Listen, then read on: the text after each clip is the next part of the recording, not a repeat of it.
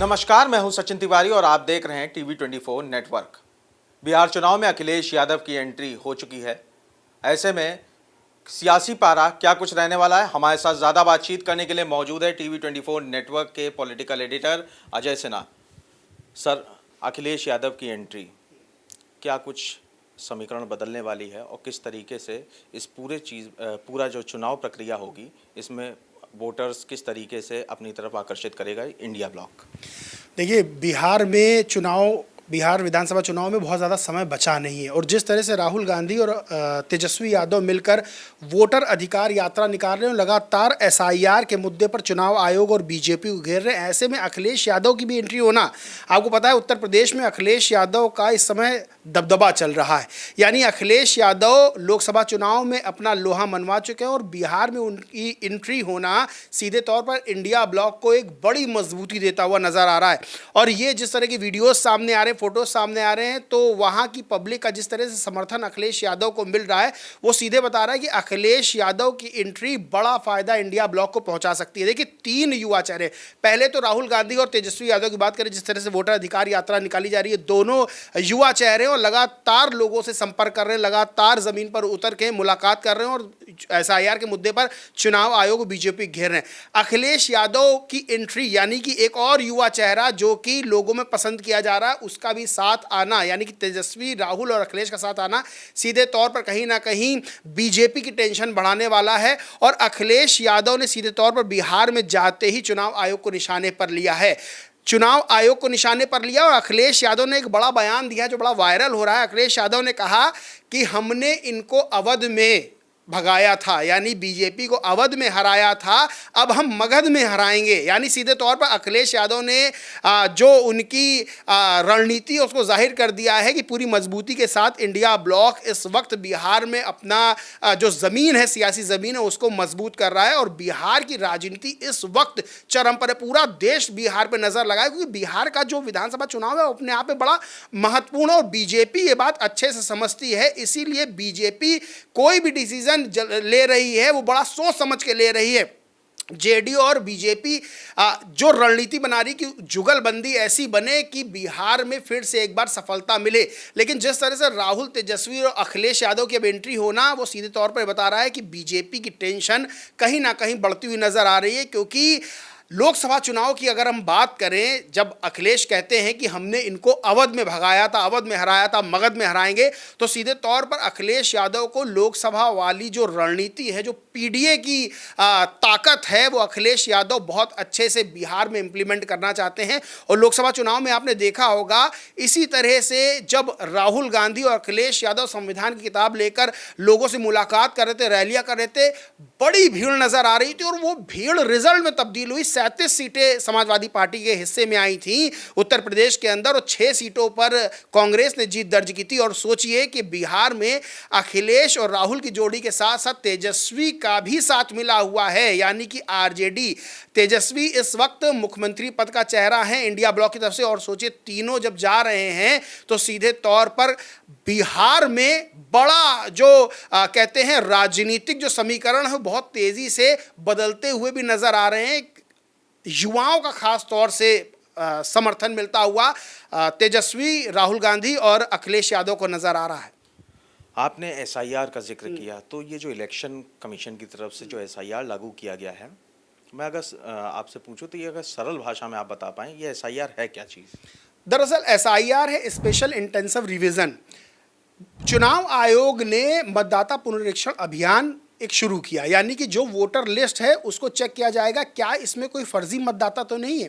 चुनाव आयोग ने कई बीएलओज लगाए और इस चीज़ को चेक किया। चुनाव आयोग का तर्क ये रहा कि जो ऐसे वोटर जो पलायन कर गए हैं या जो मृत हो चुके हैं और जो जिनके 2-2 वोटर आईडी कार्ड बने, और क्या कोई फर्जी मतदाता तो नहीं घुसा है, जैसे कि चाहे बंगाल का चुनाव हो, चाहे बिहार का चुनाव हो, क्या कोई बाहरी घुसपैठिया तो नहीं आ गया है जिसने अपना वोटर आईडी कार्ड या आधार कार्ड बनवा लिया है। इसको लेकर भी बड़ा बहस हुई है, संसद में भी हुई है, सड़क पर भी हुई है। उसमें अभी मैं नहीं जाऊंगा क्योंकि फिर लंबा थोड़ा खींचेगा। तो ऐसे लोगों को हटाया गया है वोटर लिस्ट से। लगभग 65 लाख नाम सामने आए हैं। विपक्ष आरोप ये लगा रहा है एक टाइमिंग को लेकर कि क्या चुनाव आयोग को ठीक चुनाव से पहले ये चीज़ चेक करनी चाहिए थी कि कौन से मतदाता फर्जी हैं?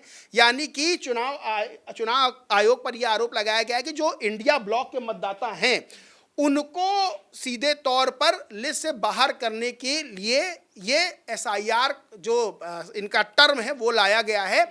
और इंडिया ब्लॉक यानी विपक्ष ये आरोप लगा रहा है कि दलित, पिछड़ा, अति पिछड़ा, गरीब, गुरबा, अल्पसंख्यक ऐसे वोटर्स को हटाया जा रहा है। सीमांचल को लेकर भी बात हो रही है कि सीमांचल में बड़ी संख्या में अल्पसंख्यक वोटर्स है, उनको भी वोटर लिस्ट से बाहर किया जा रहा है। यानी कि चुनाव आयोग जो वोटर लिस्ट को चेक कर रहा है, उसको चेक करके जो फर्जी मतदाता हैं या जिनका 2-2 बार वोटर आईडी कार्ड बन गया है या जो मृत हो गए, उनको हटाया गया है।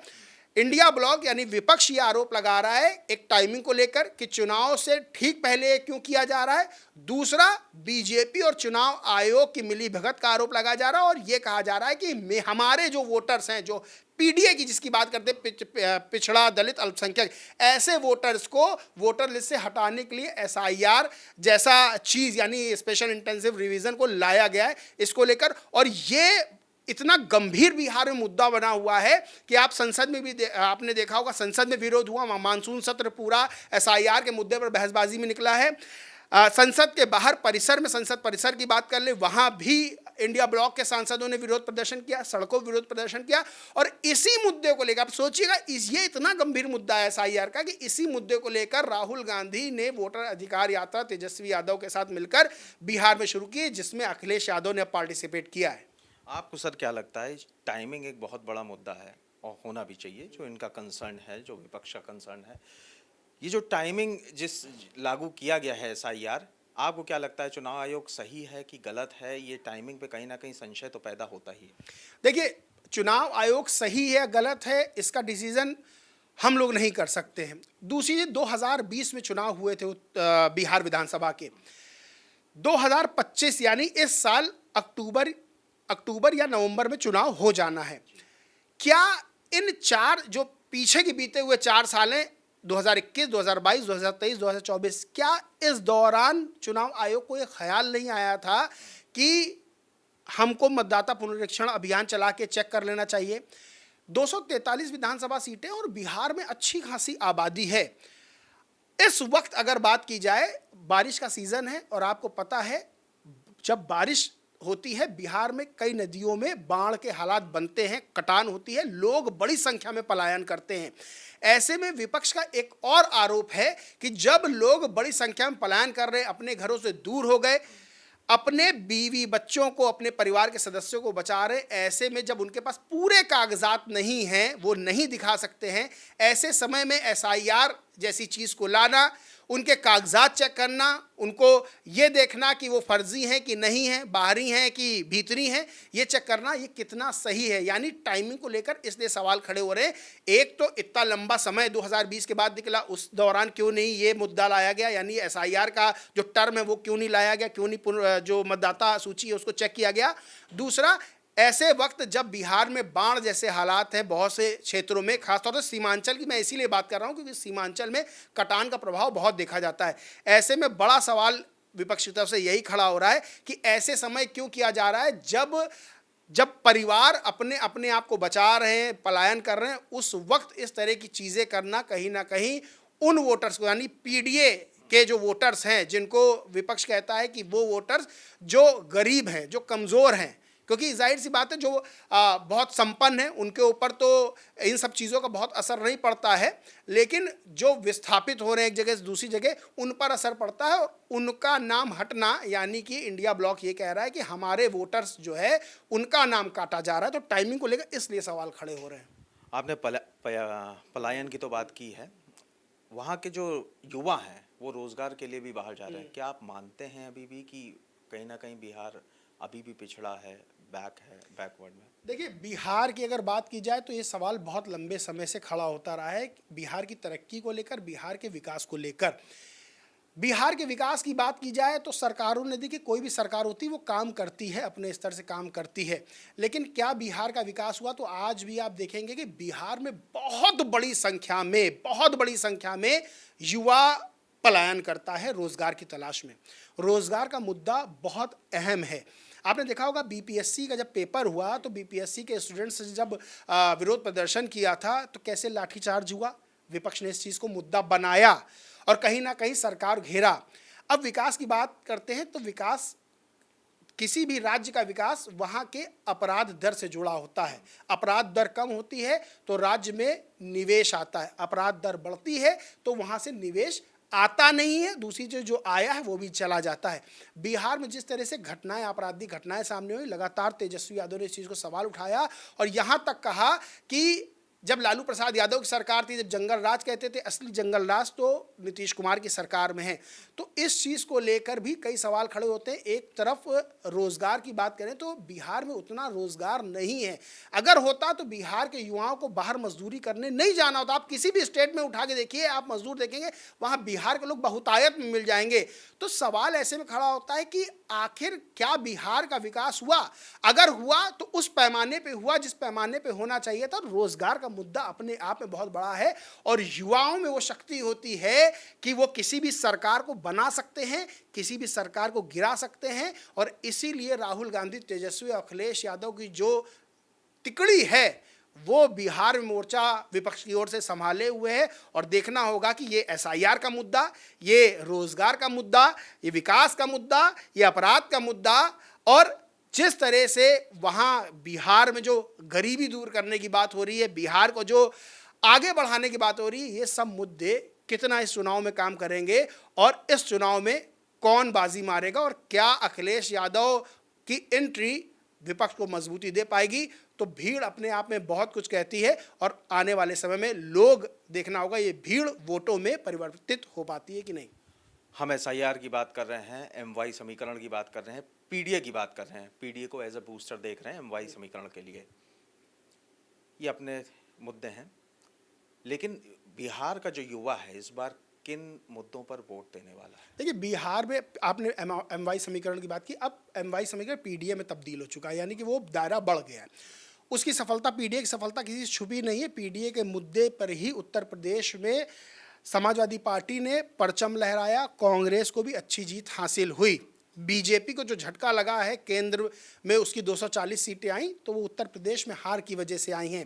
युवाओं के लिए सबसे बड़ा मुद्दा रोजगार का ही है, चाहे वो बीपीएससी को लेकर हो, चाहे वो और नौकरियों को लेकर हो, चाहे वो प्राइवेट सेक्टर की बात हो। तो रोजगार का मुद्दा युवाओं के लिए एक बड़ा टर्निंग पॉइंट साबित होने वाला है। देखना बस यही होगा कि युवा जिस तरह से राहुल गांधी, अखिलेश यादव और तेजस्वी की वोटर अधिकार यात्रा में पार्टिसिपेट कर रहे हैं, जिस तरह से उनको समर्थन मिल रहा है, ये समर्थन वोट में तब्दील होता है या नहीं, या फिर बीजेपी और जेडीयू की जो जोड़ी है ये कुछ बड़ा कमाल कर पाती है। ये क्योंकि चुनाव में कुछ भी पहले से बता पाना बड़ा अप्रत्याशित होता है। उत्तर प्रदेश का उदाहरण आप देख लीजिए, किसी ने नहीं सोचा था समाजवादी पार्टी को 37 सीटें मिलेंगी, लेकिन मिली और उत्तर प्रदेश की सबसे बड़ी पार्टी बनकर समाजवादी पार्टी उभरी। केंद्र में तीसरे नंबर की सांसदों के हिसाब से सबसे बड़ी पार्टी है। तो अभी बता पाना तो बिल्कुल अप्रत्याशित है, लेकिन जिस तरह से युवाओं की भीड़ उमड़ रही है वोटर अधिकार यात्रा में, तो कहीं ना कहीं ये चुनाव बेहद दिलचस्प होने वाला है। एक अहम सवाल पूछूंगा। एक तरफ विपक्ष कह रहा है कि लोकतंत्र की हत्या की जा रही है, वहीं उन्हीं के मंच से प्रधानमंत्री नरेंद्र मोदी को गाली दी जाती, किस तरीके से देखते हैं? देखिए, प्रधानमंत्री नरेंद्र मोदी की माता, स्वर्गीय माता जी को लेकर जिस तरह के शब्दों का प्रयोग मंच से किया गया, कांग्रेस का मंच था वो, राहुल गांधी दरभंगा के सिमरी में उनका स्वागत होना था, उसके लिए मंच तैयार था, वो बड़ा जो है बड़े निंदनीय है।